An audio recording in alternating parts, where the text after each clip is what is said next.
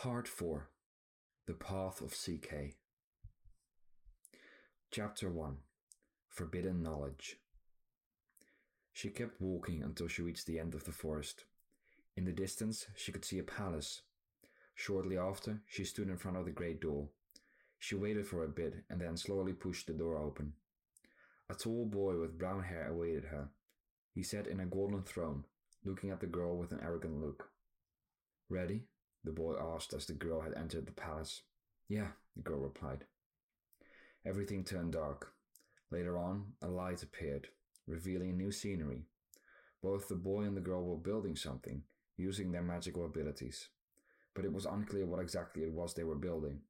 It turned dark again. A few seconds and a new scenery was revealed. The boy and the girl were discussing something.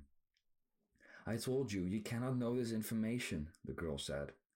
"I helped you build this place. I have the right to know," the boy replied. "As I said, the powers you have are a curse. I know you can be saved. I believe in you. But everyone knows that if you know what these stories form, your soul could get lost. And you know this too." "So what is in there? What's written down?" "I don't know either. But this gift is one we should cherish and keep safe. Don't make us keep it safe from you." "I can't believe you stopped believing in me." "What? You know I didn't. I still believe that despite this curse, you can be righteous. Face it, we're opposites. We don't have to be. There are some facts we cannot change. We can do anything. We can create whatever we want." "I can't. I just destroy." "Please don't say that. You're not gonna let me in, are you?" "I'm sorry." "Fine. Seeing as no one trusts me, I will make everyone's expectations of me become reality. They will feel my wrath as it is what I was born for." "That's not true." "I will get it one day. You will all fall before me." "No, please." "There's no need to lie to yourself. You once said that." The boy left, exiting the palace with one last red glow in his eyes. The girl felt troubled and sorrowful. "We were friends," she said, letting a tear. What had happened? Just a dream, Drake realized quickly enough. But just like any dream, it didn't really stick. He did feel a bit unusual, thinking that he recognized the boy and the girl. But he couldn't think of who they were, and his dream faded away just like any other. Drake tried to get up, removing his blanket and leaving his bed. He changed his clothes and walked up to the window. He shoved the curtains away and sighed deeply. The sun was nowhere to be found, and it was still pitch black outside. It was nighttime, and snowflakes were passing by. It was winter, and one of the first days of Drake's vacation. Drake sat down and turned on his desk light. He didn't feel like going back to bed. The vacation had started, but somehow something blocked him from sleeping properly. Drake was looking around in his room. The clock hands moved slowly. He looked at the piece of paper with Kane's name and phone number on it. Afterwards, he took a glance at the crumpled piece of paper with the riddle. There was nothing much to find, so he rose up and walked towards his closet. His sword was stashed away in there. He kept looking at it, but nothing could kill time quicker. Drake looked at his clock again. Barely any time had passed. He decided to head downstairs. Instead of turning on the lights, Drake summoned a ball of fire that hovered over his palm. It lit the way for him. As Drake opened the door and entered the living room, he extinguished the fire and lay down on the couch. Despite not wanting to, he waited until he finally fell asleep again. "Drake? Drake, wake up," Ariana said. "What?" Drake said, trying to get a grip on the moment. He found it difficult to try and open his eyes. "Your friends are waiting for you outside." "Okay. My friends? Wait, what?" Drake startled and got up as fast as he could. "They called me saying they're waiting for you at the park." "What time is it?" "It's 11:30. What were you doing on the couch?" "I can't remember." "All right." Drake ran upstairs, where he exchanged his sloppy clothes for a shirt, blouse, and a pair of jeans. He almost forgot his necklace, but it was Julia's gift, so he felt like he had to wear it. Not that it bothered him. He was thankful. As Drake came back down, he snatched a banana from the fruit bowl, put on his coat and shoes, and left. "Bye, Mom. Have fun," Ariana replied. "Hey." Drake greeted Haru, Julia, and Maya, who were sitting on a bench in the park. Drake made his way through the thick layer of snow. "Sorry I'm late. Overslept." "Hi, Maya. Good to see you." "Hi, Drake. Same here. Been a while." "It sure has. How's everyone?" "Same as ever," Haru answered. Good, Julia replied. Drake smiled upon seeing his friends again. "How's your father?" Drake asked Maya. "He's happy. So is Mom." My sister's getting used to it all, but she's adjusting. Glad to hear. So we ready? Julia asked. As ever, Drake replied with a smile. Drake began to summon his portal. A purple glow slithered across his arms and formed a ball in the middle. The ball formed the portal that would lead to the mythical world. Everyone passed through the portal. Haru was still expecting to get soaked, but had almost forgotten Drake could now summon it wherever he had ever set foot. Soon enough, they were at the doors of Dragonia's palace. In the golden throne at the end of the hallway sat Calypso. As the four entered the palace, she rose up and greeted them. What a surprise, she said. Hi, Calypso, Drake said back. It's been too long. Good to see you all again. They passed a few of the centaurs, of which one was Romus, who went with them to their school a few months back. Haru winked to him, and Romus smiled back, feeling uncomfortable. After Calypso and the others caught up, they headed to Perseus. They left the palace and crossed the plains and the hills. Just like in their own world, Dragonia was covered in snow. The entirety of the landscape looked so different. Despite the snow, it was still quite warm because of the sun. But it was unusual how there was snow while the temperature wasn't that low. When they made it to Perseus, they noticed a tall wooden table in the middle of it all. Dwarves and elves were seated and enjoying a festive meal. Besides the dwarves and elves, Haven and Pi had joined as well. Lenny's plate was surrounded in bottles of Fanta. After asking why that was, it turned out Lenny did, in fact, receive a reward from the gods. No elemental power, no weapon, but a lifetime supply of Fanta. Lenny was overjoyed at first, but he was starting to feel extremely nauseous each time he drank it. Though, he was too ashamed to admit it and kept drinking against his will. After the four friends reunited with the others and greeted everyone, they joined the feast. This way, Drake finally had breakfast, so he threw away his banana.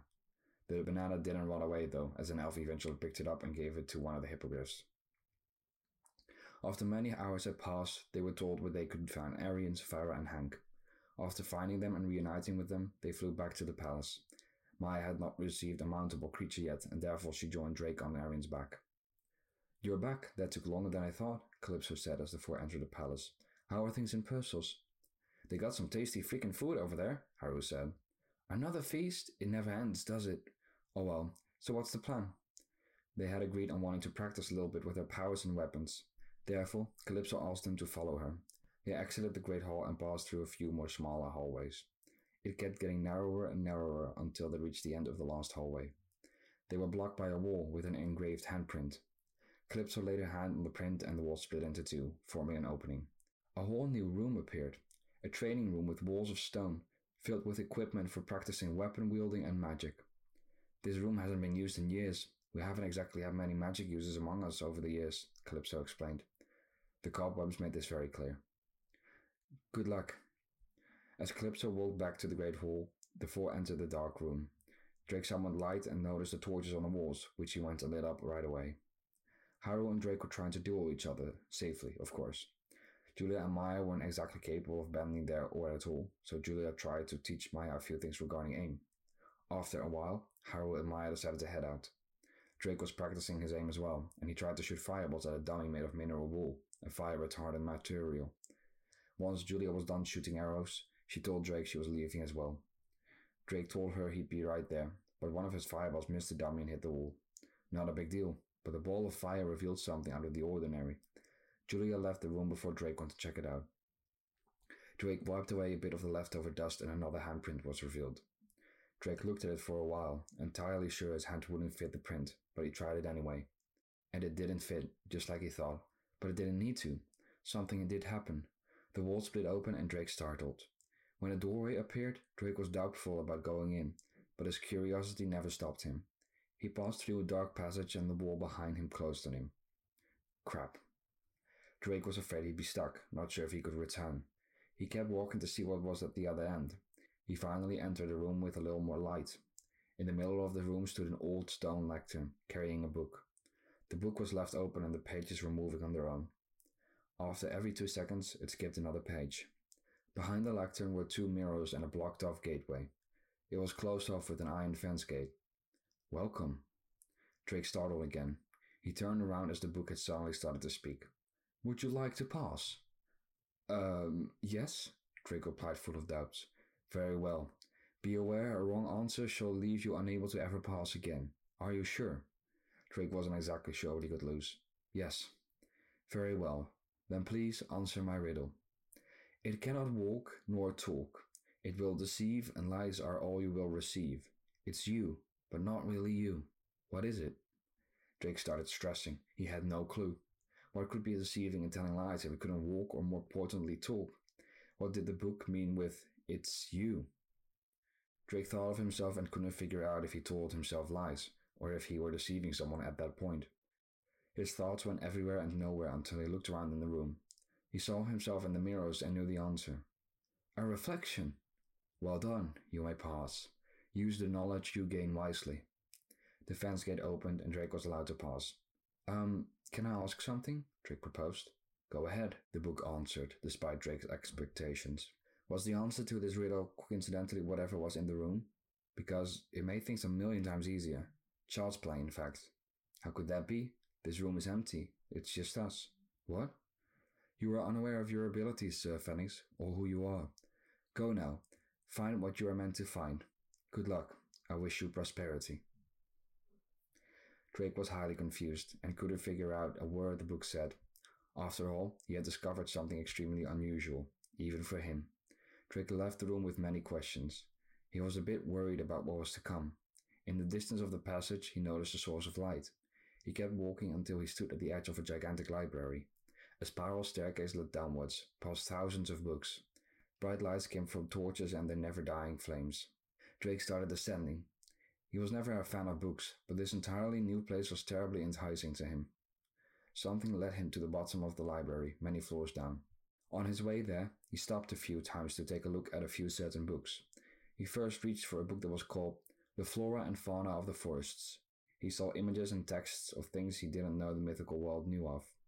He saw an image of a mammoth eating leaves from a tree and all kinds of earthly creatures in their natural habitats. He found more green dragons like Arion in a peaceful state living in the forest.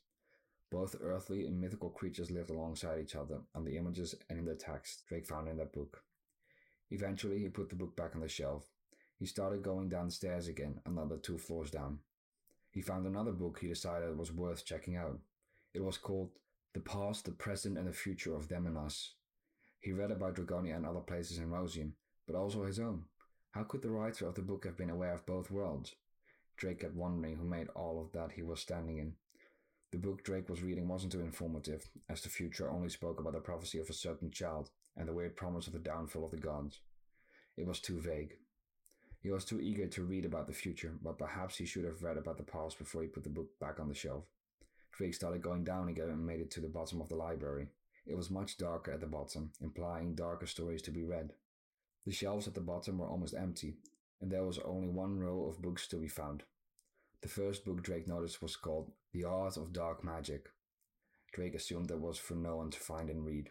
He found another book called Magical Murderous Monstrosities. Somehow, that did get him to pick it up. As he opened it, he skipped through a few pages and saw images of the monsters he knew so well, like a troll, raven, giant spider, and an Inferius. Some he didn't know, but he'd never gone very far into Rosium. Drake made it to the end of the book by skipping plenty of pages, but paused for a second when the square on the last page was empty. It usually showed an image of a creature, but there was nothing to see. Below the square, he saw the name of the creature. The Dark Spirit. Drake started reading what the description of the creature was. The Dark Spirit, the deadliest being ever discovered. The Dark Spirit cannot be seen by the human eye, as it takes on an invisible form. Only the most destructive character can lead to becoming a Dark Spirit. Once one becomes this, they can never return to their original body or soul. They'll be stuck as a never really living monster for all of eternity. The Dark Spirit is capable of creating illusions so dreadfully accurate, precise, and credible that it can lead to the most painful deaths of existence. It can destroy you by making you die over and over again, or keep making you relive the deaths of those you love. A Dark Spirit can control you, own you, use you, and destroy you. A Dark Spirit is no merciful being. All they know is destruction. Only one has been discovered, but the defeat of it remains unrecorded. To this day, they're undefeatable. Drake was terrified, and the last sentence especially worried him. Well, that's a downer. He soon managed to shake it off, realizing he might never have to encounter such a being anyway. Drake wanted to get rid of the terrifying book as fast as possible and jammed it back on the shelf. Drake started looking for something more positive this time. He found a book he thought would be more of a joy, but he was quite wrong. The Ages of All Time was the next book he picked up from the shelf. It was extremely large, and even Drake had difficulties carrying it. He noticed chapters like The Big Bang and The Rise of the Gods, realizing both of the beliefs easily fit together in the mythical world, and according to the writer. Drake kept skipping pages, passing by chapters like The Prehistoric Predecessors and The Ice Age. As he kept going, he started wondering when the book would end. Perhaps he could tell him how old the book was, but this wasn't the case. He kept going until he had one more chapter left. He was shocked to read past the present and to find the letters of the last chapter spelling The Ice Age.